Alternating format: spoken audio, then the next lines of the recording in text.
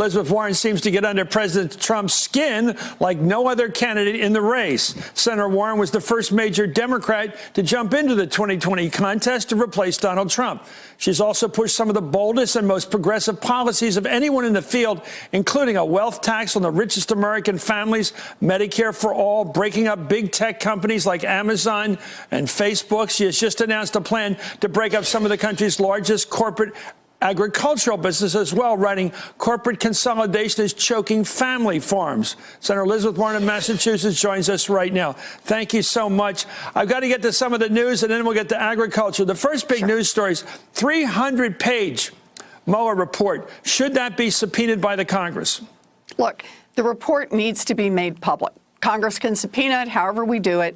The report needs to be made public. That's all there is to say. Okay, apart from the legalities, which Mr. Mueller engaged in investigating, let's talk about the whole picture we've gotten here over the last couple of years of Trump and the Russians. Do you believe, looking at all that you've seen the last couple of years, was he playing ball with Putin?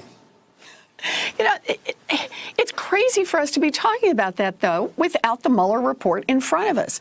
The whole point is here's this 300-page report, a 22-month investigation, $25 million.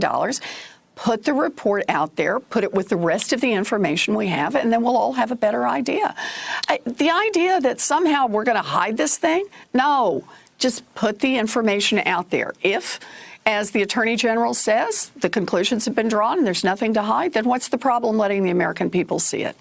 Well, based upon all we've seen, though, in the public light, things like the meeting at the Trump Tower to get dirt on Hillary Clinton, the call by the president to get, as a candidate, to get dirt, to get the emails from Russia, all the meetings, all that, did that suggest to you there was a back and forth going on, but Putin wanted to help Hillary, Trump wanted to help him do that?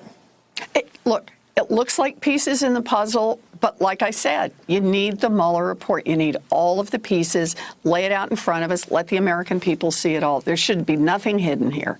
Let's talk about a big one. You're going after the big corporations. You're very much a Teddy Roosevelt trust buster, if you will. My favorite good Republican. President. Well, that makes sense. Now you're going after agriculture. Tell me how big agribusiness hurts the small farmer, which is of lore in this country, the small farmer. We all love that small person out there, the family out on the plains. We love them. How's this hurt them? So understand, a generation ago, 37 cents out of every food dollar went into the farmer's pocket. Today, it's 15 cents out of every food dollar. So what's happened to the rest of it? It's that a handful of giant corporations have figured out how to grow bigger, how to take more of the profits for themselves, how to cut out the competition, and how to put the squeeze on small and medium-sized farms.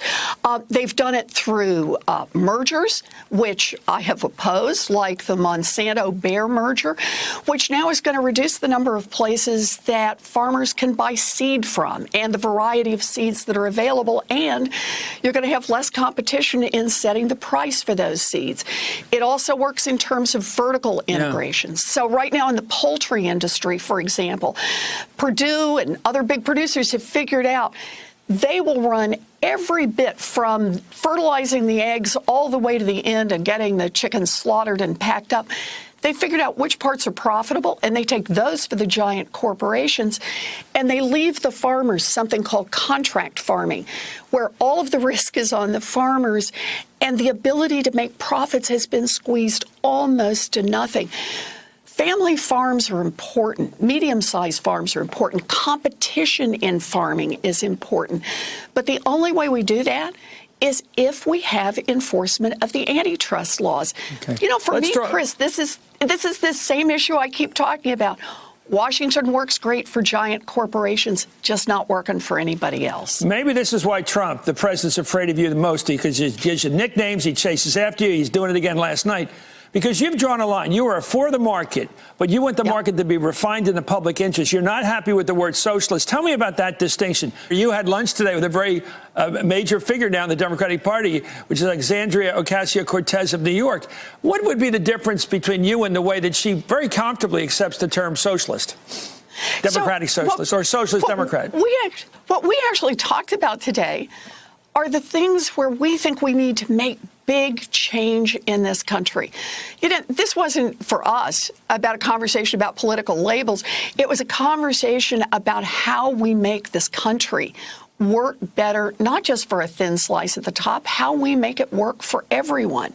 And that's true when we're talking about child care, when we're talking about a wealth tax, when we're talking about an America that right now is working great for the rich and the powerful. It's working great for those who can hire armies of lobbyists and lawyers.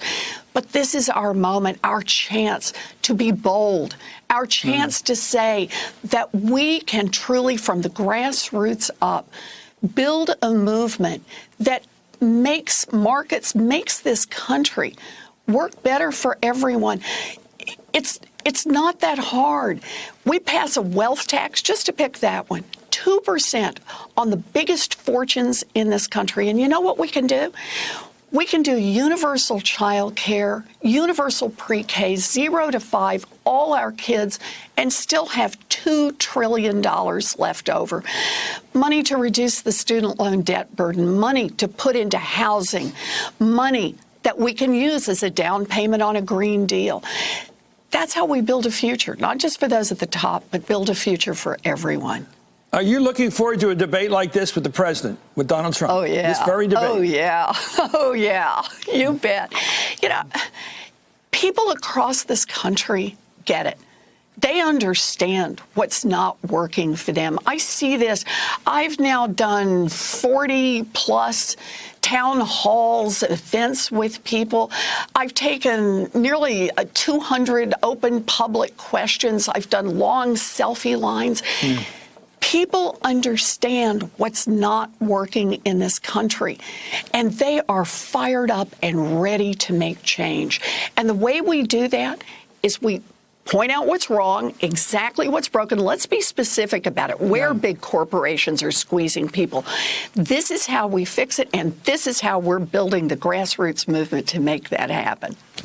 Well, at least he's not calling you pencil neck. He seems to be afraid of you. Anyway, thank you. You know what I'm talking about. Thank you very much, Senator Elizabeth Warren of Massachusetts. Hey there, I'm Chris Hayes from MSNBC. Thanks for watching MSNBC on YouTube. If you want to keep up to date with the videos we're putting out, you can click subscribe just below me or click over on this list to see lots of other great videos.